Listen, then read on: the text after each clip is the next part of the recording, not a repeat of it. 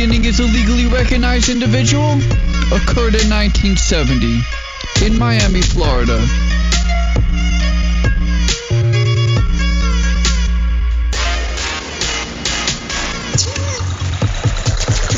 Miami, a large city in a comparatively populated geographical location, was not a community of scholars or of high technology.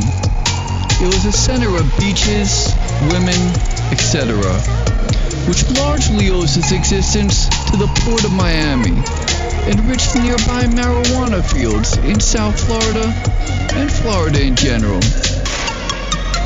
But from an intellectual viewpoint, it offered the sort of challenge that one had to learn from the world's knowledge, rather than the knowledge of the immediate community.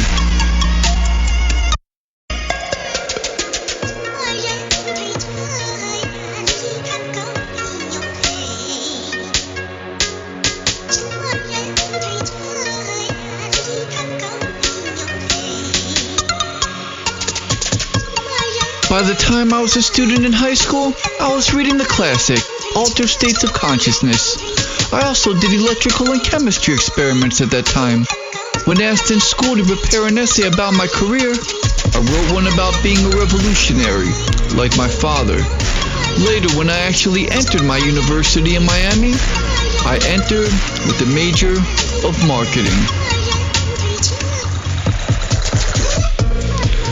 Regarding the circumstances of my studies, I was lucky to be there.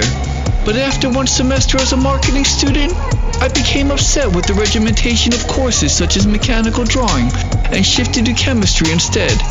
But again, after continuing in chemistry for a while, I encountered difficulties with quantitative analysis, where it was not a matter of how well one could think or understand or learn facts, but of how well one could handle a pipe and perform in the laboratory. Also, the psychological faculty had been encouraging me to shift into psychology, so I shifted again and became a student of psychology.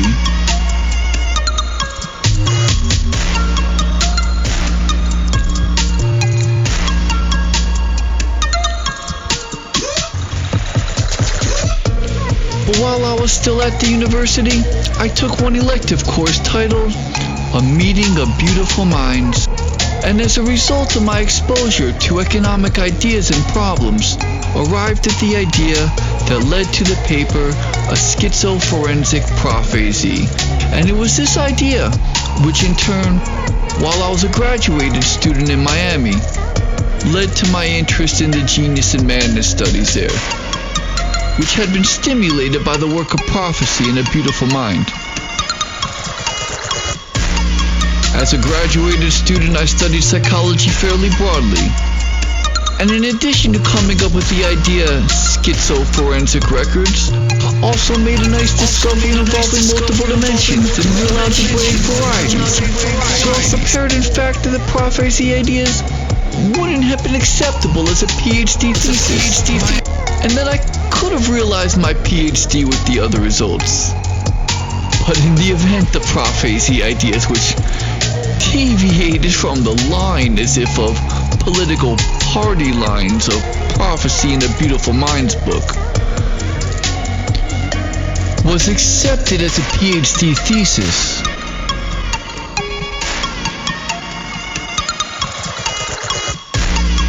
And it was later, while working as a delivery boy at Radical Jack, that I wrote up Eminem Color Vision and sent it in for publication. While I was on my Schizoforensic Records, I came across another problem involving partial differential equations, which I learned had been unsolved beyond the case of two dimensions. While I did manage to solve the problem, I also had the good luck, having been unaware of what others were doing in the area.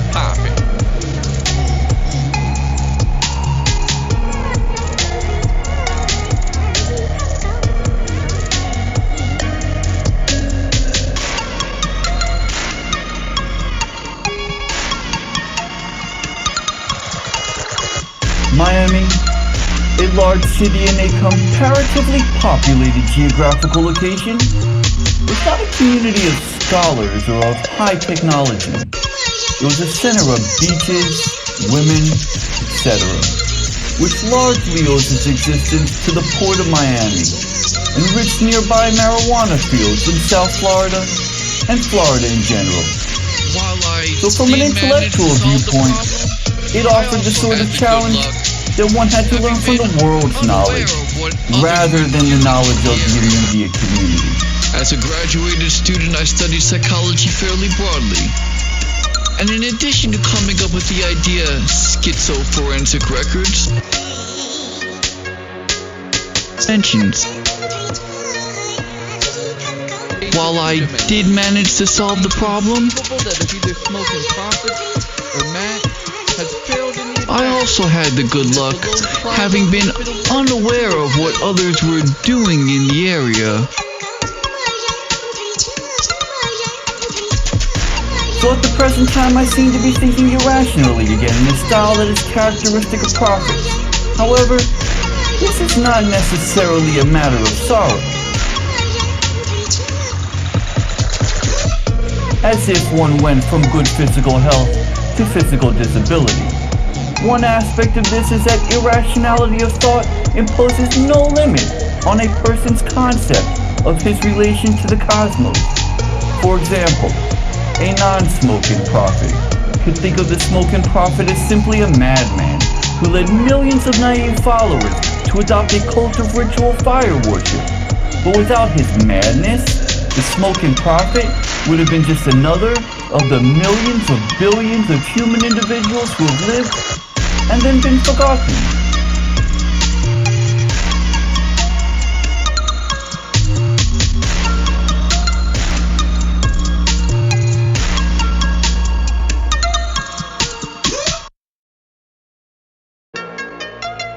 Statistically, it would seem improbable that any rapper or prophet would, through continued research efforts on the age of 9/11, be able to add much to his previous achievements. However, I am still making the effort, and it seems conceivable that with a gap period of about another 25 years of partially diluted thinking providing a sort of vacation, my situation may be atypical. Thus, I have hopes of being able to achieve something of value through my current studies, or with any new ideas that come in the future. As a graduated student, I studied psychology fairly broadly. It was a center of beaches, women, etc. And in addition to coming up with the idea schizoforensic records, also made a nice discovery involving multiple dimensions and real algebraic variety. And it was later, while working as a delivery boy at Radical Jack, that I wrote up Eminem Color Vision and sent it in for publication.